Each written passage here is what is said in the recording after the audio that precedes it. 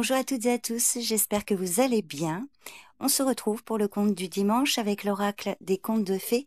Je vous propose de choisir une de ces images pour découvrir le conte qui se cache derrière. J'ai mis le timing dans la description de la vidéo et en commentaire épinglé.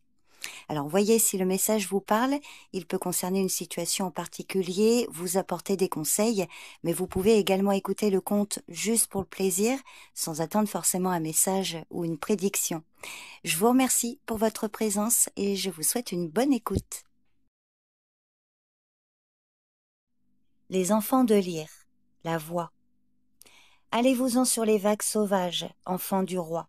Désormais vos chants seront ceux des oiseaux.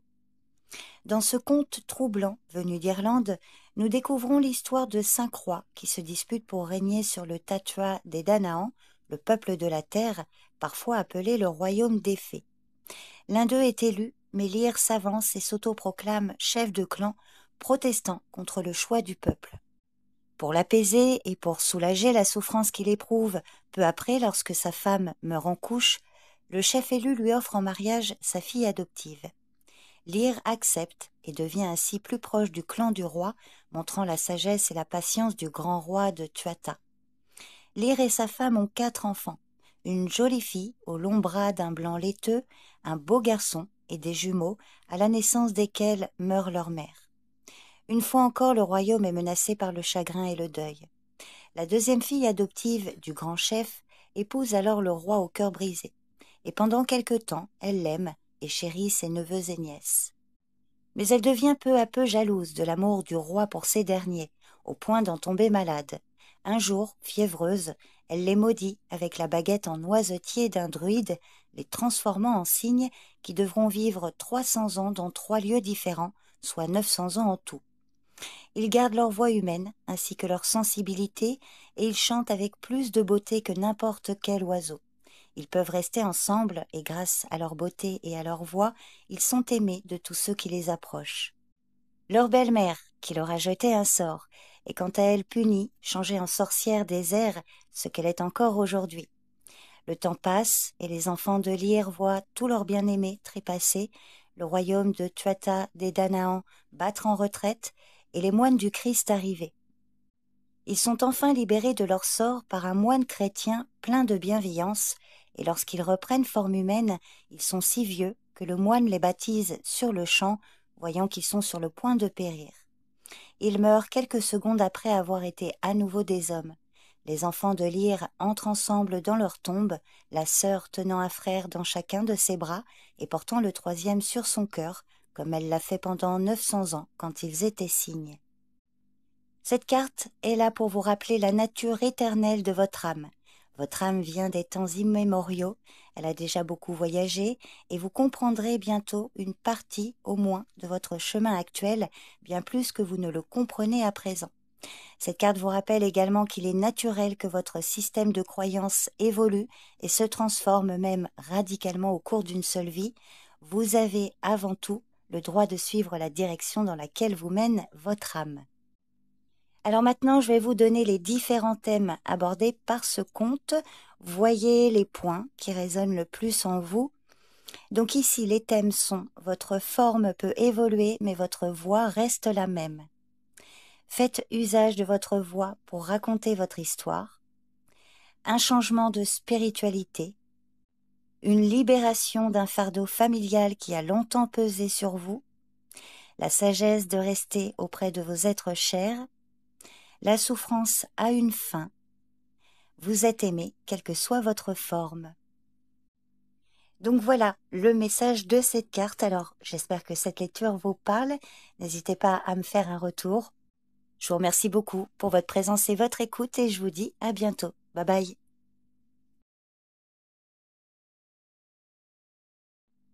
La princesse au petit pois. La sensibilité. Il était une fois un prince qui voulait épouser une princesse. Seule une véritable princesse pourrait se marier avec lui. Il est impossible de cacher qui vous êtes vraiment. Même si vous deviez oublier votre passé, votre personnalité dévoilera d'où vous venez et qui vous êtes. Cette carte représente les personnes sensibles et clairsentientes, qui peuvent sentir au-delà des apparences. Il n'est pas facile de vivre au quotidien avec une capacité à discerner ce qui peut sembler extraordinaire, comme la sensibilité dont vous faites preuve dans des environnements qui vous sont étrangers et nouveaux. Certains peuvent vous trouver difficile à vivre, exigeant, et même vous accuser de falsifier votre sensibilité, mais d'autres comprendront qu'il y a des gens qui peuvent ressentir ce qui ne peut être vu par l'œil humain et que leur vraie valeur peut être reconnue en observant leurs actes. Si le personnage principal de cette histoire est une princesse, cela ne signifie pas que vous ayez un comportement arrogant. C'est simplement que vous êtes doté d'une qualité très rare. Certains refuseront de l'admettre, mais d'autres le reconnaîtront et auront de l'estime pour la personne que vous êtes. Votre aptitude à ressentir autant et aussi facilement ne sera pas toujours facile à vivre, ni pour vous, ni pour votre entourage. Mais quand elle aura été affinée et quand vous pourrez l'utiliser convenablement, elle vous sera très précieuse et vous apportera beaucoup de force. Vous devez donc apprendre à travailler avec votre sensibilité, à endosser ses pouvoirs pour le bien des autres et à gérer votre hypersensibilité pour qu'elle vous soit salutaire. Vous ne pouvez pas prétendre être différent de ce que vous êtes, les autres vous découvriront toujours. Alors, plus de faux semblants, montrez au grand jour qui vous êtes vraiment et ce que vous pouvez sentir et comment vous savez ce que vous savez. Et soyez vrai. Votre incroyable sensibilité sera révélée. Peu importe que l'on vous cache les troubles qui agitent le monde, vous les ressentirez. Une telle ouverture doit être apprivoisée pour qu'elle ne soit pas un tourment et vous devez vous entourer de personnes semblables à vous. Rien ne peut recouvrir qui vous êtes, aucun masque ne peut vous cacher, aucun lieu ne vous permettra de vous sentir différent. Vous êtes qui vous êtes. Et en dessous de toutes ces couches, le petit pois trouvera son chemin jusqu'à vous et vous marquera de bleu et de contusion. Alors maintenant, je vais vous donner les différents thèmes abordés par ce conte. Voyez quel point résonne le plus en vous. Donc ici, les thèmes sont: vous avez de l'empathie, votre capacité à ressentir et à percevoir au-delà du monde visible est très développée. Vous pouvez vous laisser guider par vos ressentis. Vous pouvez avoir confiance en vos ressentis. Vous devez créer autour de vous une oasis sûre et confortable. Ayez confiance en vos sens, en vos 6 sens. Les autres aimeront qui vous êtes vraiment. Vous êtes d'une grande sensibilité en ce moment et vous ne pouvez cacher qui vous êtes. Voilà. Donc le message de ce conte. J'espère que cette lecture vous parle. N'hésitez pas à me laisser un commentaire pour me faire un retour. Je vous remercie pour votre écoute et je vous dis à bientôt. Bye bye. Le soldat au briquet. L'ambition.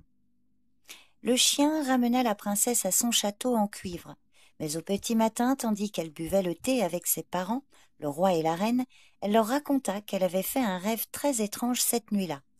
Un grand chien, avec des yeux aussi grands que des tasses à thé, l'avait emporté auprès d'un soldat qui l'avait embrassé. « C'est une belle histoire, dit la reine, mais elle ne le pensait pas. Un chien a les yeux aussi grands que des tasses à thé, un autre des yeux aussi grands que des soucoupes, et le troisième des yeux aussi grands que des tours rondes. Ils sont les gardiens de 3 coffres remplis de pièces, l'un de pièces de cuivre, le deuxième de pièces d'argent et le troisième de pièces d'or. Et ils obéissent aux ordres du propriétaire d'un petit briquet dans lequel se trouve une mèche et une pierre à briquet. Chaque fois que quelqu'un l'allume, les chiens apparaissent pour exécuter les ordres qui leur sont donnés. Un soldat marche le long d'une route, la guerre est finie et il ne lui reste plus rien que son uniforme et sa marche au pas. Au bord de cette route, il est salué par une sorcière qui lui demande d'accomplir pour elle une tâche, lui rapporter un briquet enfui au plus profond de la terre en entrant dans le creux d'un chêne magique. En échange, il reçoit un tissu magique sur lequel poser les 3 gardiens pendant qu'il va chercher le briquet et il a le droit d'emporter autant de trésors que ses poches le lui permettent. Mais quand il voit ce que protègent ces créatures, et quand la sorcière refuse de lui expliquer pourquoi le briquet a autant de valeur, il lui coupe la tête et prend le briquet. Ainsi commence sa nouvelle vie, celle d'un homme riche. L'histoire ne s'arrête pas là, bien sûr, car le soldat n'a pas encore rencontré la princesse, ni ordonné au chien d'aller la chercher, mais le thème central de ce conte est véritablement le choix que fait le soldat pour, entre guillemets, faire fortune. Il tue. En tant que soldat, peut-être a-t-il fait pire. Il est sans travail, sans salaire et sans le sou. Il voit une opportunité de sortir de cette situation et la saisit. Tout au long de sa route, il fait de bonnes actions, mais aussi de mauvaises, et à la fin, il a tout ce qu'un jeune homme pourrait espérer. Il a fait fortune, a épousé une princesse et contrôle un trésor magique grâce à 3 chiens magiques. La dernière image du conte est celle de ces 3 créatures en train d'observer le repas de noces. Cette histoire n'est donc pas finie, les chiens regardent et on comprend qu'il y aura une suite à ces aventures. Comme dans Aladdin, cette histoire parle du contrôle exercé sur un trésor magique et de ce qui sera et pourra être accompli pour reprendre le pouvoir que quelqu'un a perdu.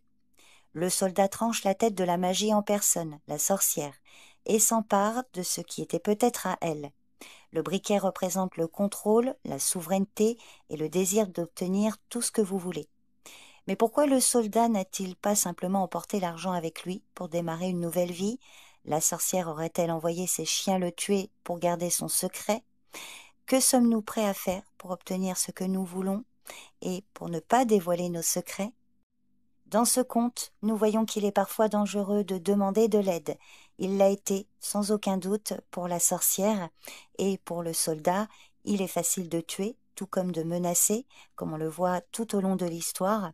Quand une personne a à la fois le pouvoir et une richesse infinie, elle peut forcer les autres à exécuter tous ses ordres. Elle peut même obtenir le trésor le plus prisé du royaume, une princesse ainsi qu'un statut royal, car à la fin du conte, le soldat devient roi. L'histoire évoque aussi l'impossibilité d'échapper à son sort, car il y a une prophétie selon laquelle la princesse épousera un soldat et quels que soient les efforts déployés par les parents pour contrecarrer cette destinée, ce qui a été prédit deviendra réalité. Alors, que signifie cette carte? Que vous devez choisir ce que vous ferez et ne ferez pas pour l'argent et le pouvoir. Que l'on vous avancera peut-être une proposition qui vous mettra en danger et qui vous apportera des avantages. Qu'il vous faut parfois exclure certaines personnes de votre vie pour garder un secret, et que lorsque vous obtenez ce que vous avez voulu, cela ne veut pas dire que personne ne vous voit faire, car les chiens observent les repas de noces. Il y a toujours des témoins de tout ce que nous faisons. Donc, à vous de choisir. Vous pouvez choisir d'être sans pitié, et il semble que vous ne soyez jamais puni, mais vous serez toujours observé et vous n'aurez jamais l'esprit tranquille. Ou vous pouvez choisir de vivre selon d'autres valeurs, de vivre une vie différente. Mais si vous devenez comme ce soldat, vous devez être prêt à accomplir des actes terribles pour obtenir des gains vraisemblablement considérables. Cette histoire est moralement ambiguë. Peut-être n'aurez-vous jamais à subir les conséquences de vos actes. Mais les yeux des chiens seront sur vous et votre âme connaîtra le chemin que vous avez choisi. Cela dit, quelle vie s'offrait à ce soldat? Il était pauvre, chassé par la guerre, et il avait déjà commis des actes épouvantables. Dans la vie, il y a toujours des choix difficiles à faire. Vous ne pouvez les éviter, et certains se font au détriment d'autrui. Vous devez décider si ces choix en valent la peine, s'ils valent le regard éternel des chiens du briquet magique. Deviendrez-vous plus ambitieux, et quand en aurez-vous enfin assez? Alors maintenant, je vais vous donner les différents thèmes abordés par ce conte. Voyez quel point résonne le plus en vous. Donc les thèmes ici sont une quête sans pitié. Faites des choix avec sagesse. Comment remercierez-vous quelqu'un pour sa bonne action? Comment utiliserez-vous les dons que vous avez reçus? Quels choix difficiles vous seront les plus bénéfiques? Avec quels choix pourrez-vous vivre au quotidien?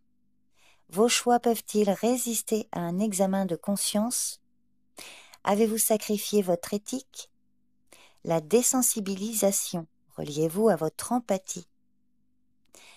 Voilà, écoutez, j'espère que cette lecture vous parle. N'hésitez pas à me faire un retour. Je vous remercie pour votre écoute et je vous dis à bientôt. Bye bye.